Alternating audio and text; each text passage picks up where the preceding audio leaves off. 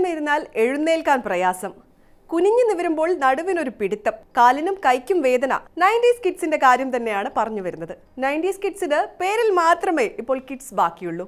ഭൂരിഭാഗം 90s കിഡ്സിനും പ്രായം 30-ൽ എത്തിയിട്ടുണ്ടാകും. 30 വയസ്സായല്ലോ എന്ന് നമ്മളോട് ആദ്യം ചോദിക്കുന്നത് ആരായിരിക്കും? വേറെ ആരുമല്ല, നമ്മുടെ ശരീരം തന്നെയാവും. അല്പനേരം ഇരുന്നാൽ എഴുന്നേൽക്കാൻ ഒരു പ്രയാസം, കുനിഞ്ഞാൽ നിവരാൻ പ്രയാസം, അങ്ങനെ പല അടയാളങ്ങളും ശരീരം കാണിക്കും.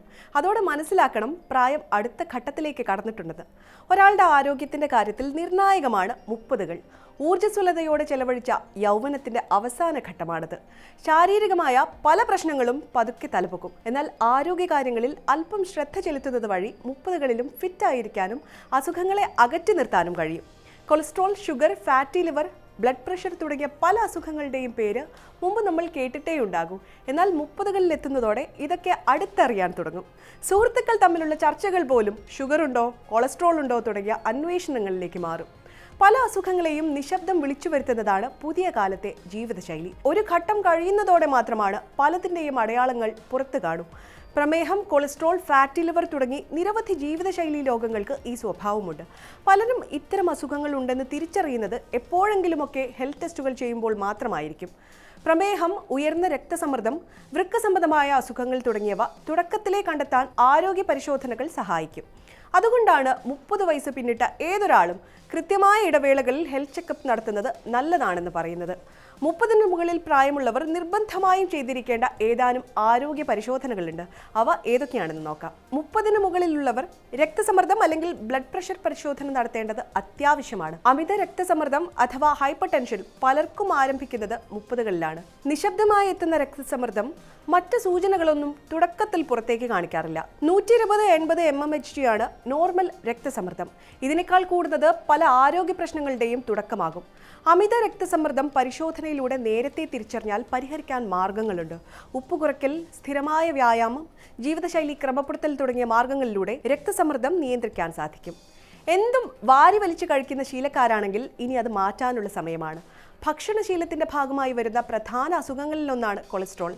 കൊളസ്ട്രോൾ ലെവൽ അറിയുന്നതിനായി ലിപ്പിഡ് പ്രൊഫൈൽ ടെസ്റ്റുകളാണ് നടത്തേണ്ടത്. LDL, HDL, triglyceride, total cholesterol എന്നിവ ഇതിൽ പരിശോധിക്കും. കൊളസ്ട്രോൾ ലെവൽ കൃത്യമായി നിലനിർത്തേണ്ടത് ഹൃദയാരോഗ്യത്തിന്റെ കാര്യത്തിൽ പ്രധാനപ്പെട്ടതാണ്. പണ്ടൊക്കെ പ്രായമായവരിൽ മാത്രം കണ്ടുവരുന്ന പ്രമേഹം ഇന്ന് ചെറുപ്പക്കാർക്കിടയിലും സാധാരണയായിട്ടുണ്ട്. രക്തത്തിലെ പഞ്ചസാരയുടെ അളവ് കൂടുന്നത് ഗുരുതരമായ പല സാഹചര്യങ്ങളിലേക്കും നയിക്കും. ഫാസ്റ്റിംഗ് ഗ്ലൂക്കോസ് ടെസ്റ്റാണ് രക്തത്തിലെ പഞ്ചസാരയുടെ അളവ് കണ്ടെത്താനായി ചെയ്യുന്നത്. 70 മുതൽ 99 മില്ലിഗ്രാം പെർ ഡെസിലിറ്റർ ആണ് ഫാസ്റ്റിംഗ് ഗ്ലൂക്കോസിന്റെ നോർമൽ ലെവൽ. ഭക്ഷണം കഴിച്ച് 2 മണിക്കൂറിനുള്ളിൽ പരിശോധിക്കുമ്പോൾ ഷുഗർ ലെവൽ 140 മില്ലിഗ്രാം പെർ ഡെസിലിറ്ററിനുള്ളിൽ ആയിരിക്കണം. 30 വയസ്സ് പിന്നിട്ട സ്ത്രീകൾ ചെയ്യേണ്ട പ്രധാന പരിശോധനയാണ് സെർവിക്കൽ ക്യാൻസർ അഥവാ ഗർഭാശയമുഖ അർബുദത്തിനുള്ള പരിശോധന. 30 മുതൽ 65 വരെ പ്രായമുള്ളവരിലാണ് ഈ അസുഖത്തിനുള്ള സാധ്യത. പാപ്സ്മിയർ ടെസ്റ്റ്, HPV ടെസ്റ്റ് എന്നിവയാണ് സെർവിക്കൽ ക്യാൻസർ കണ്ടെത്താൻ നടത്തുന്ന പരിശോധനകൾ. പാപ്സ്മിയർ ടെസ്റ്റ് ആണെങ്കിൽ 3 വർഷത്തിലൊരിക്കലും, HPV ടെസ്റ്റ് ആണെങ്കിൽ 5 വർഷത്തിലൊരിക്കലും ചെയ്യണമെന്നാണ് നിർദ്ദേശിക്കുന്നത്. പ്രായം കൂടുന്തോറും കണ്ണുകളുടെ ആരോഗ്യവും കുറഞ്ഞു വരാറുണ്ടല്ലോ. കാഴ്ചക്കുറവ്, ഗ്ലോക്കോമ, തിമിരം, കണ്ണിലെ പേശികൾക്കുണ്ടാകുന്ന പ്രശ്നങ്ങൾ തുടങ്ങിയവയാണ് കണ്ണിനെ ബാധിക്കുന്ന പ്രധാന പ്രശ്നങ്ങൾ. കാഴ്ചക്കുറവ് പതുക്കെ സംഭവിക്കുന്നതിനാൽ ആദ്യഘട്ടത്തിൽ തിരിച്ചറിയാൻ കഴിഞ്ഞെന്ന് വരില്ല. മാത്രമല്ല പ്രമേഹം, ഹൈപ്പർ ടെൻഷൻ തുടങ്ങിയ അസുഖങ്ങളുടെ ഭാഗമായും കാഴ്ചക്കുറവ് സംഭവിക്കാം. അതിനാൽ 30കളിലെ പരിശോധനയിൽ കണ്ണു പരിശോധനയും ഉൾപ്പെടുത്തണം. കണ്ണുകൾ പോലെ പ്രധാനപ്പെട്ടതാണ് പല്ലുകളും. പല്ലുകളുടെ പരിശോധനയും വായിലെ അർബുദത്തിനുള്ള പരിശോധനയും നടത്തേണ്ടതുണ്ട്. പല്ലുകൾ ക്ലീൻ ചെയ്യുന്നതും ആരോഗ്യ വിദഗ്ധർ നിർദ്ദേശിക്കുന്നു. മോണയിൽ വരുന്ന അണുബാധകൾ മറ്റസുഖങ്ങളുടെ സൂചനയായും പരിഗണിക്കാറുണ്ട്.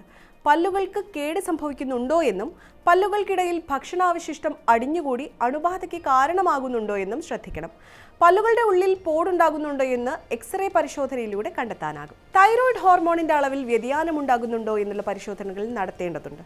TSH, T3, T4 എന്നീ പരിശോധനകളാണ് ഇതിനായി ചെയ്യുക. പല കാരണങ്ങളാൽ തൈറോയിഡിന്റെ അളവ് വർദ്ധിക്കാറുണ്ട്. സമ്മർദ്ദം, അയഡിൻ കുറവ്, ഓട്ടോ ഇമ്മ്യൂണിറ്റി തുടങ്ങിയവ തൈറോയിഡ് വർദ്ധിക്കാൻ കാരണമാകും. തൈറോയ്ഡ് ഗ്രന്ഥി ഹോർമോൺ ഉൽപ്പാദിപ്പിക്കുന്നത് വളരെ കുറയുന്ന അവസ്ഥയാണ് ഹൈപ്പോതൈറോയിഡിസം. എപ്പോഴും ക്ഷീണം, തണുപ്പ് സഹിക്കാനാവാത്ത അവസ്ഥ, മുടികൊഴിച്ചിൽ, വരണ്ട ചർമ്മം, വിഷാദം തുടങ്ങിയവ ഹൈപ്പോതൈറോയിഡിസത്തിന്റെ ലക്ഷണങ്ങളാകാം. തൈറോയിഡിന്റെ അളവ് കൂടുന്ന ഹൈപ്പർ തൈറോയിഡിസം ഉറക്കക്കുറവ്, ഉത്കണ്ഠ, ഭാരം കുറയൽ, കൈകൾ വിറയൽ, മുടികൊഴിച്ചിൽ, ചൂട് സഹിക്കാനാകാത്ത അവസ്ഥ, ഹൃദയമിടിപ്പ് വർദ്ധിക്കൽ തുടങ്ങിയവയ്ക്ക് കാരണമാകാറുണ്ട്. അപ്പോൾ 90s കിഡ്സ് ഹെൽത്ത് ഒക്കെ ഓക്കെ ആണോ എന്ന് അറിയാൻ ഇതൊക്കെ ഒന്ന് ശ്രദ്ധിക്കുമല്ലോ അല്ലേ?